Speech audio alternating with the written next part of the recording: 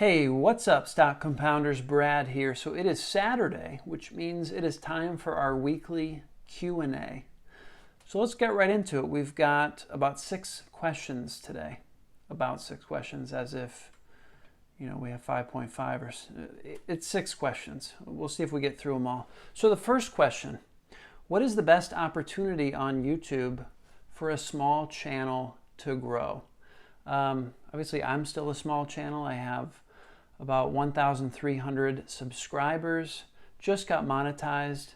Other than uploading a video every day, which I think is the number one thing you can do to grow as a small YouTuber, I'm really intrigued by posts on YouTube. I've been trying to post every day. And what posts are, if you're not familiar with them, basically, YouTubers can upload an image or a poll or like a short clip, and it's in the community tab on your YouTube channel. So I've been trying to put a lot of polls up because those tend to engage people. And I've been seeing some decent results with that.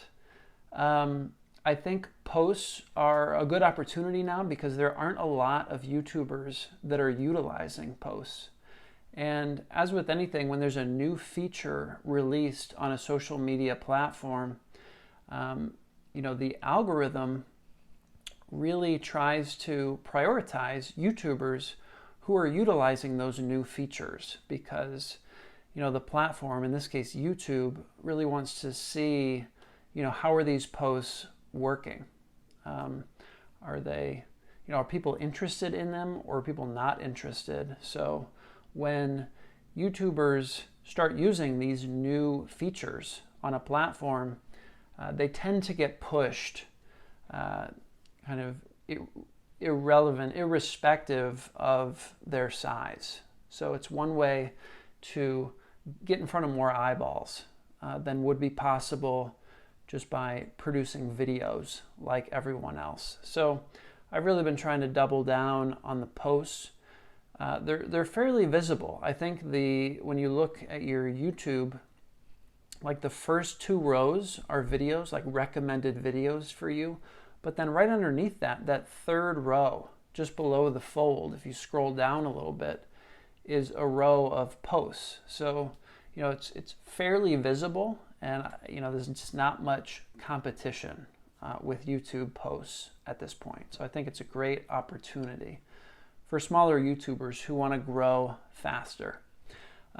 Second question, if a stock that I own is dropping in price, should I double down? Should I sell it? What should I do? So I saw this question on Value Investors Facebook group. I think the group is called Value Investing.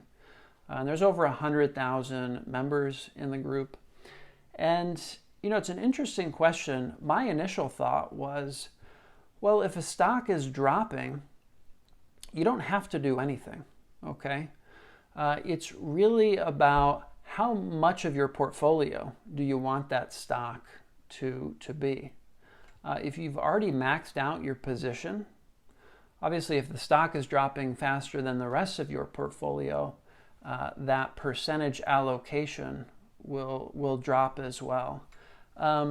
But, when I saw the question, it seemed like the person who asked, like those were the only 2 decisions. I should buy more and double down if I really believe in the company, or, I should sell it. I certainly don't think you should sell it. I think as a general rule of thumb, if I had to create a general rule of thumb around this, I would say certainly don't sell just because the price is going down. You want to understand, is the price dropping because of something that's happening with the business, or are investors just being emotional? Is the stock out of favor for some reason that doesn't really impact the long-term fundamentals of the business? So I would say, if nothing has changed with your investment thesis of the company and the stock is dropping, it's a great opportunity to buy more if you want to hold more of it in your portfolio. but you certainly shouldn't feel compelled to buy more of a stock because it's dropping. Maybe there's other stocks in your portfolio that are dropping by more, or there's just more appealing things to buy in your portfolio. So it's really important to remember price changes should not compel you to do anything. They're really there to serve you. If you wanted to buy more, but it was too expensive, and now the price dropped, it's an opportunity to buy more. And if the price goes up a lot, it's an opportunity to sell. If you're compelled for some reason to sell, but that's really the key distinction there. Don't let price changes compel you to do things. Don't let them instruct you on how to invest. They're really there to serve you. Take it if it improves your portfolio in some way, and leave it if it doesn't. So that's what I want to say about that one. Question 3. There's talk about how compounding is the eighth wonder of the world. Supposedly Einstein said that. Where does compounding show up other than investing? I've mentioned early on in this channel multiple times, I'm looking at growing my YouTube channel as an exercise in compounding. We're trained, most of us growing up, to think in a linear way. And I always like to remind myself, kind of give myself lessons about how to think in a compound growth way. Because it's really limiting to think linearly, especially if you're in a realm that doesn't really follow a linear model. So social media channels, for example.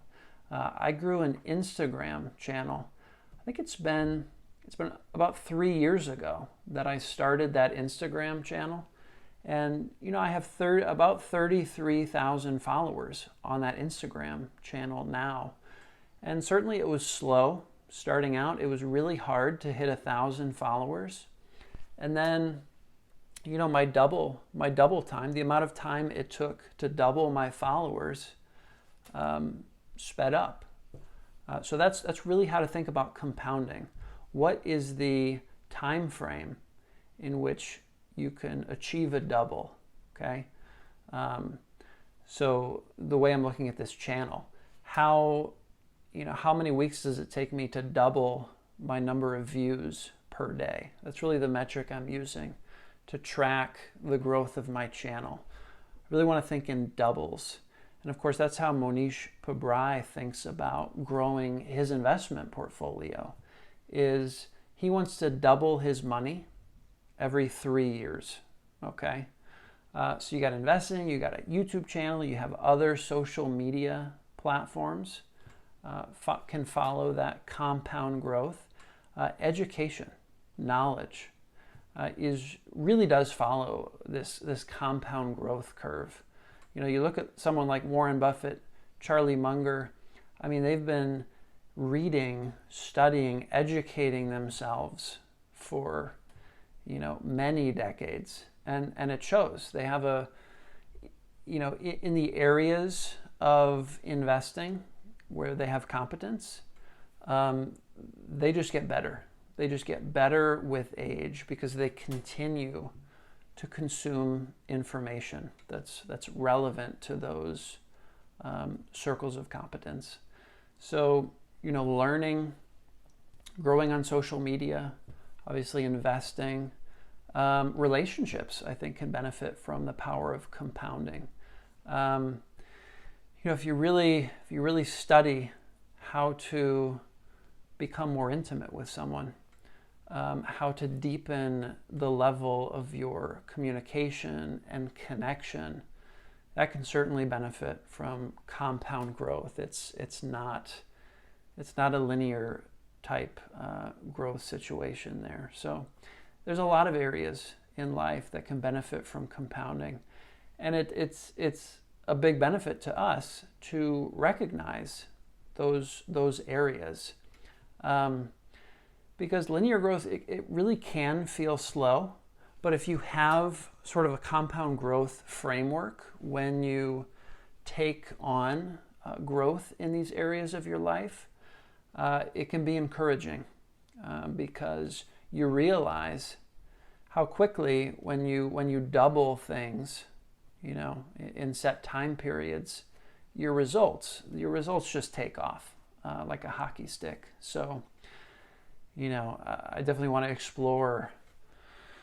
Someday I'm going to make a video about all of the different areas in life that I see benefiting from compounding, or where compounding is a better fit in terms of mapping growth than a linear model.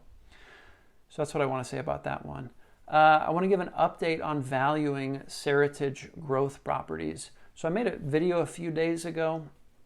It was like, what did I call it? Crowdalize, terrible word. But the idea was I wanted to kind of analyze Seritage as a collaborative exercise. And I've had a ton of great comments on that video. So I just want to share where I'm at valuing Seritage. It looks like they currently wholly own 175 properties.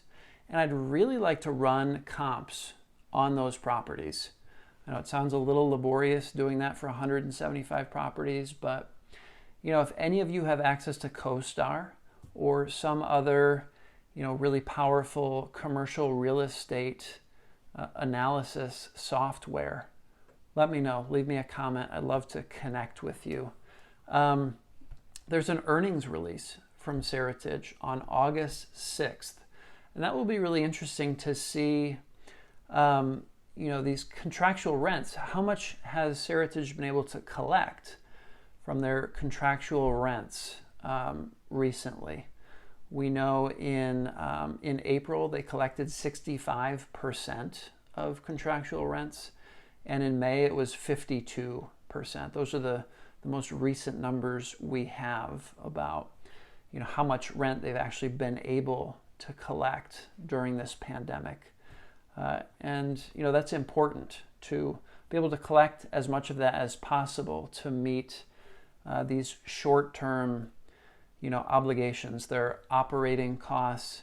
They've been able to kind of renegotiate their interest payments on debt to Berkshire Hathaway, so that's good.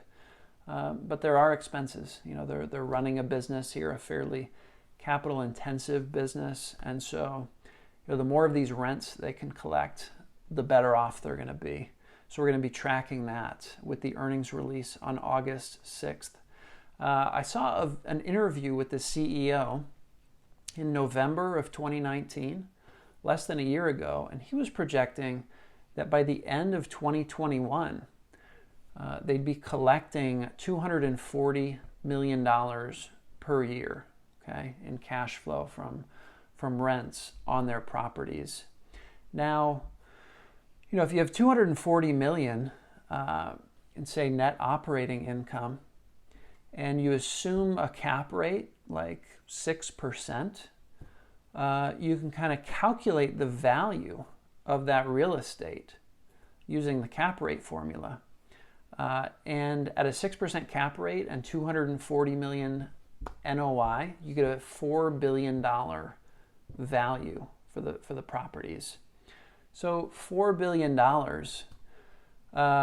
if you're looking at debt of $1.6 billion, that leaves $2.4 billion for the equity. And right now the equity is only priced at around $500 million. So, that's potentially a 5x in equity. So that's kind of a back of the napkin calculation. I definitely want to get a more comprehensive estimate of what their wholly owned properties are worth. But, $4 billion for property value.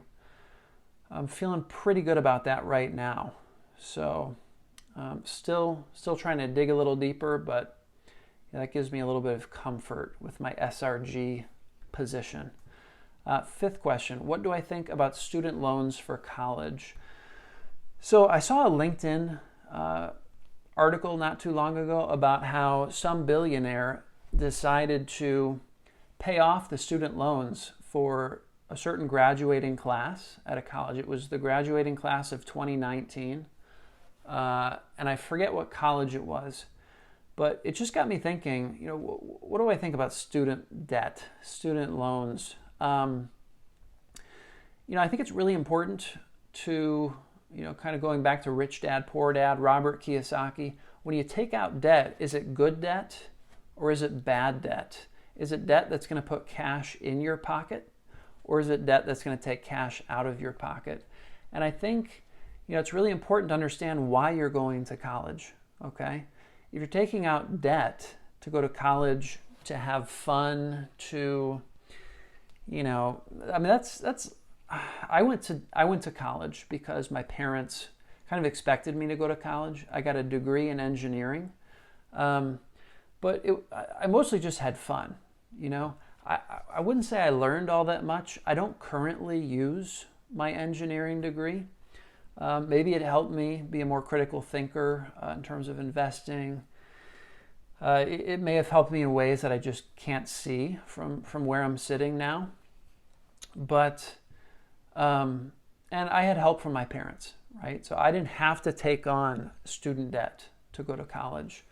But if you're taking on student debt to go to college, I think it's really important to almost treat it as a business plan. Like, all right, what are you going to come out the other side with in terms of, relationships, career, how is it going to enrich your balance sheet, okay, and your income statement? I think it's important to think about that. And you don't necessarily need to have clear answers about that. But the idea of taking on debt without seriously considering that strikes me as irresponsible for your financial future. So, and a lot of kids who take out student loans, they don't have any financial education. So it's just kind of something they think, oh, everybody does it. But it can be tough debt to live with. 8% interest rates I've seen on student loans. You declare bankruptcy, it doesn't go away. You're stuck with it. You have to pay it off.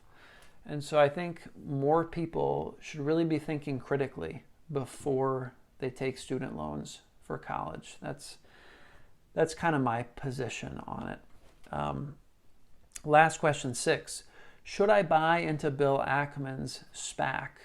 So, Bill Ackman had an IPO for this special purpose acquisitions company where they're looking for, a company to take public through this SPAC vehicle. So my initial gut reaction on that is SPACs are really hot right now. Robinhood investors, just think SPACs are the bee's knees, the cat's meow. So, obviously we don't know what company Bill Ackman is going to purchase through this vehicle. I would definitely need to know that before having any sense of whether or not it's a good investment. But even not knowing that, my sense is that because SPACs have all this hype right now, the price, it's just not going to be attractive to me in all likelihood. Because when people are excited about something, that drives up the price. And when you buy in at a high price, it diminishes your prospective returns, right? You pay too much for something, you've got more downside than upside in most cases. So I'm interested to see, what he acquires through that SPAC, but honestly, I don't have much interest in it at this time. It's more of it's kind of like with Tesla. I'm kind of looking curiously from the sidelines rather than, ready to plow my money into something like that. So that's what I'll say about that, guys. Investing with Tom put out a video on Bill Ackman's SPAC, so check that out if you're interested. That's all I got, guys. I hope you enjoyed this Q&A. Let me know in the comments if you have a question that you want me to answer next Saturday. And until then, I'll see you guys in the next video. Take care.